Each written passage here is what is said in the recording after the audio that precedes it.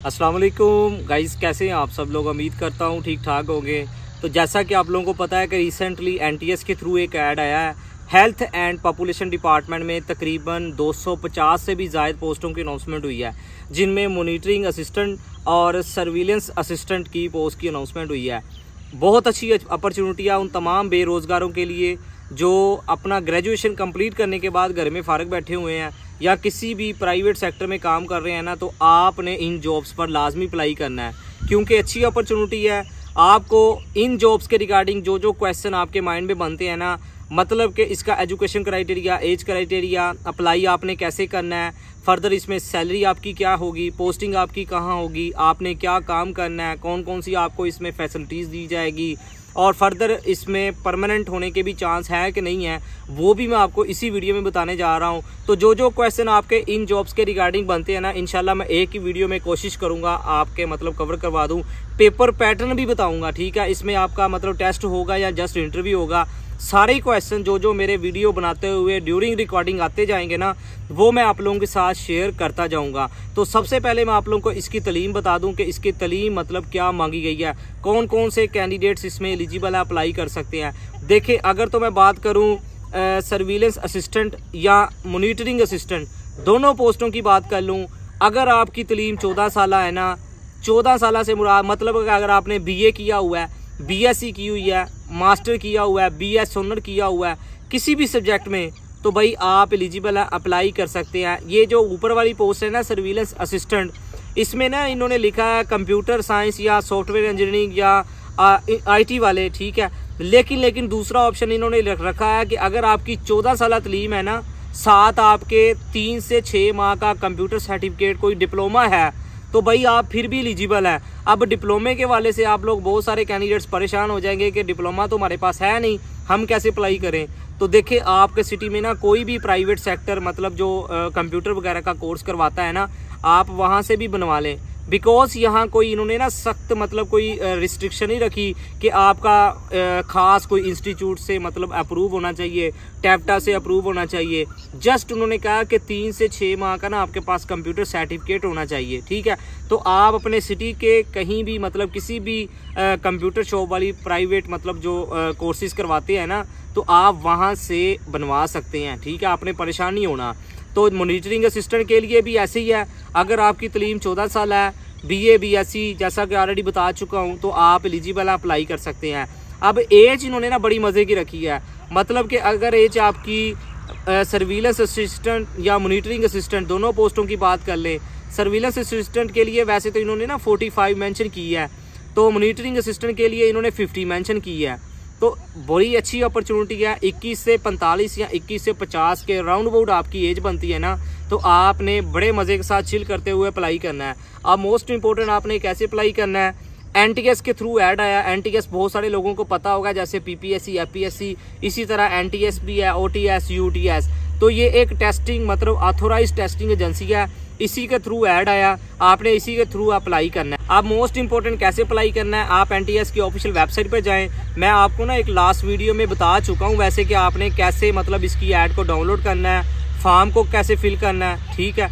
तो अगर आपने वो वीडियो नहीं देखी तो मेरे चैनल पर पहली वीडियो मौजूद है, आप वो देखें, आपको कंप्लीट मेथड पता चल जाएगा। बाकी अगर आप मेरे से भी अप्लाई करवाना चाहते हैं तो आपको डिस्क्रिप्शन में नंबर मिल जाएगा, तो आप मेरे से भी ऑनलाइन अप्लाई करवा सकते हैं, ठीक हो गया। तो बड़ी अच्छी अपॉर्चुनिटी है, ये चीज़ आपने नोट कर लेनी है। फीस भी आप ये नोट कर लें। कुछ कैंडिडेट्स पूछ रहे थे सर इसमें कोई हमने फ़ीस को पे करना है, बिल्कुल आपने फ़ीस भी पे करनी है। दोनों पोस्टों की 460 सेपरेट से, मतलब 460 मॉनिटरिंग असिस्टेंट और दूसरी पोस्ट के लिए भी 460। अगर आप दोनों पर अप्लाई करना चाहते हैं तो आप दोनों पर भी अप्लाई कर सकते हैं, कोई भी इन्होंने ना रिस्ट्रिक्शन नहीं रखी, राइट। और फर्दर इसमें मोस्ट इंपॉर्टेंट बात करते हैं जी, इसमें आपका कौन कौन से इसमें आपको मराहल से गुजरना पड़ेगा। जस्ट आपका इसमें रिटन टेस्ट होगा, फर्दर आपका इंटरव्यू होगा, आपका कोई टाइपिंग टेस्ट नहीं होगा, ये आपने नोट कर लेना। कुछ लोग कैंडिडेट्स ना मुझसे टाइपिंग टेस्ट के बारे में भी पूछ रहे थे। एक चीज़ और आपने नोट कर लेना है, आप लोगों का पहला रिटन टेस्ट होगा। कुछ कैंडिडेट्स कह रहे थे कि सर इसमें जस्ट इंटरव्यू होगा, तो देखिए इंटरव्यू भी होगा लेकिन उससे पहले आपका ना रिटन टेस्ट होगा, ठीक है। अब रिटन टेस्ट का पेपर पैटर्न क्या होगा वो मैं आपको नेक्स्ट बताता हूँ। आपने ना थोड़ा सा सब्र रखते हुए चिल करते हुए वीडियो को एंजॉय करना है। अच्छा, रिटन टेस्ट के बाद इंटरव्यू के बाद मेडिकल के साथ ही आप लोगों को ऑफर लेटर मिल जाएंगे। और मज़े की बात यह है इसमें आप लोगों की कोई भी खास कोई ट्रेनिंग नहीं होगी, मतलब कि आपको कहीं भेजा नहीं जाएगा, कोई आपका रनिंग पुशअप सिटअप्स कोई इस तरह का सीन नहीं होगा। एक चीज़ और आपने इसमें नोट कर लेनी है, आपको इसमें जो सैलरी, आप लोग बहुत सारे कैंडिडेट्स पूछ रहे थे कि इसमें आपकी सैलरी कितनी होगी। देखें ये जो सर्विलेंस असिस्टेंट की पोस्ट है ना, जिसमें आपको PPS 5 दिया जाएगा।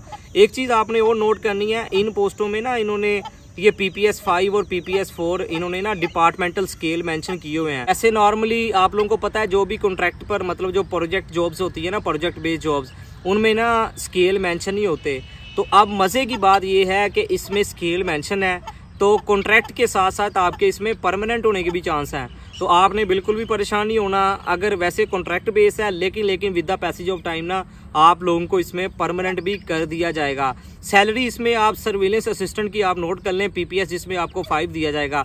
अब ये PPS जो 5 है ना, ये डिपार्टमेंटल स्केल है, ठीक है। इसी तरह नादरा का अपना होता है। बाकी आप लोगों ने BPS नॉर्मली सुना होगा, BS सुना होगा, ठीक है। तो ये डिपार्टमेंटल स्केल है, ठीक है। तो ये आपने नोट कर लेना, कुछ कैंडिडेट्स ये भी पूछ रहे थे। तो सैलरी इसमें आप लोगों की जो सर्विलेंस असिस्टेंट की है ना, वो आप नोट कर लें 70,000 प्लस इसमें आपकी सैलरी होगी। प्लस उसमें आपने फ्यूल के चार्जेस भी ऐड कर लेने हैं, ठीक है। ये मैं मॉनिटरिंग असिस्टेंट की बात कर रहा हूँ, ठीक है। उसमें आप लोगों को बाइक भी दी जाएगी, ठीक है। मॉनिटरिंग असिस्टेंट की जो सैलरी है ना, वो 60,000 प्लस है, लेकिन उसमें आपने ना फ्यूल के चार्जेस भी ऐड कर लेने हैं, ऑलमोस्ट 20 to 25,000। वो आप पे डिपेंड करता है कि आपको कितना मतलब एरिया दिया जाएगा डेली का, आपको मतलब कितने किलोमीटर के हिसाब से है, वो बात की बात है। लेकिन फ्यूल के चार्जेस आपको मिलेंगे, बाइक भी आपको मिलेगी, ये भी आपने नोट कर लेना है, ठीक है। मॉनिटरिंग असिस्टेंट की पोस्ट के लिए, ठीक है। ड्राइविंग लाइसेंस भी रिक्वायर्ड है, ऐड पे इन्होंने मेंशन किया हुआ है। तो अगर आपका ड्राइविंग लाइसेंस नहीं बना हुआ तो वो आप मतलब अपने करीबी किसी भी मतलब थाना जात में जाकर ना बनवा सकते हैं, कोई भी मसला नहीं है अगर आपका नहीं बना हुआ, क्योंकि विदाउट ट्राई के साथ आपको लाइसेंस मिल जाएगा, ठीक है। तो लाइसेंस के अभी आपको मैंने बता दिया। अब मोस्ट इंपॉर्टेंट लास्ट डेट आप ऐसे नोट कर लें, कुछ कैंडिडेट्स को यही नहीं पता कि लास्ट डेट क्या है। 20 जून तक आप अप्लाई कर सकते हैं। अप्लाई करने के बाद आपने ना अपने डॉक्यूमेंट्स भी अरसाल करने हैं, ये ऐड के नीचे इन्होंने मेंशन किया है। डिटेल में वीडियो देखने के लिए आप मेरी पहली वीडियो चेक कर लें, उसमें मैंने ना डिटेल के साथ बताया हुआ है कि आपने कौन कौन से डॉक्यूमेंट्स, अप्लाई का मेथड, ठीक है, सारा बताया हुआ है। आप तसल्ली के साथ उसको वॉच कर लें और अप्लाई कर लें, ठीक है। और सैलरी ऑलरेडी बता चुका हूँ, साथ आपको बाइक भी दी जाएगी। बाइक के लिए लाइसेंस रिक्वायर्ड है, वो मैं आपको ऑलरेडी बता चुका हूँ कि आपने अपना लाइसेंस कैसे कहाँ से बनवा लेना है, ठीक है। फर्दर इसमें कोई खास आपको फैसिलिटीज़ नहीं प्रोवाइड की जाएंगी, ये आपने नोट कर लें। इसके अलावा जो जॉब नेचर है ना, ये ज़्यादातर फील्ड टाइप जॉब है, आपने फील्ड में रहते हुए काम करना है, ये भी आपने नोट कर लेना है। फीमेल्स के लिए ये थोड़ी सी ना मतलब अच्छी अपॉर्चुनिटी नहीं है। अगर आप वैसे बेरोज़गार हैं, मैं फीमेल्स के लिए बात कर रहा हूँ, अगर बेरोज़गार हैं तो आप ज़रूर अप्लाई कर लीजिएगा, क्योंकि जॉब्स तो वैसे भी आजकल नहीं आ रही, तो ऑलरेडी अच्छी जॉब्स हैं। अगर आप बेरोज़गार हैं, ठीक है, चाहे मेल्स हैं फीमेल्स हैं, आप लाजमी अवेल करें। फर्दर जब अल्लाह आपको कोई और अपॉर्चुनिटी देगा तो आप इसको मतलब स्किप कर दीजिएगा, लेकिन अभी फारग हैं तो आप इसको लाजमी ट्राई कीजिएगा। और देन सैलरी के साथ साथ आपको ऑलरेडी बता चुका हूँ, ख़ास इसमें आपको फैसिलिटीज़ नहीं प्रोवाइड की जाएंगी। अब आज की वीडियो का मोस्ट इंपॉर्टेंट पार्ट, इसमें आप लोगों का रिटन टेस्ट जो होगा, NTS आप लोगों का टेस्ट लेगा, उसका पेपर पैटर्न क्या होगा, जल्दी से आप ये नोट कर लें। 100 MCQs पर मुश्तमिल आप लोगों का पेपर होगा, जनरल पेपर होगा, ठीक है। जैसे नॉर्मली PPSC का होता है ना, PPSC में तो नेगेटिव मार्किंग होती है, लेकिन इसमें कोई नेगेटिव मार्किंग नहीं होगी, जनरल पेपर होगा।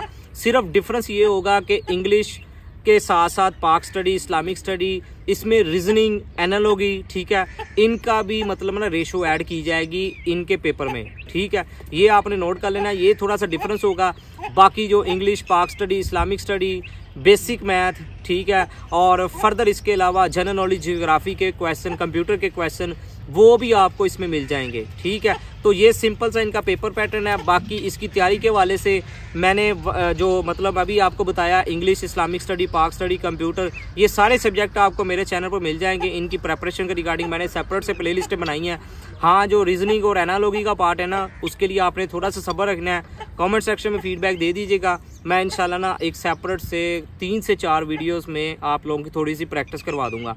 कोई टेस्ट इतना डिफिकल्ट नहीं होगा, आसान सा टेस्ट होगा, ठीक है। आपने जो मेन पार्ट है ना, जो इंग्लिश, इस्लामिक स्टडी, पाक स्टडी, कंप्यूटर, जनरल नॉलेज और जियोग्राफी का, आपने जस्ट उस पर फोकस करना है। अगर रीजनिंग का और एनालॉजी का पार्ट आपका थोड़ा सा वीक भी होता है ना, आप उसको स्किप भी कर दीजिएगा, ठीक है। मेन पार्ट पर आपने फोकस करना है, ठीक है।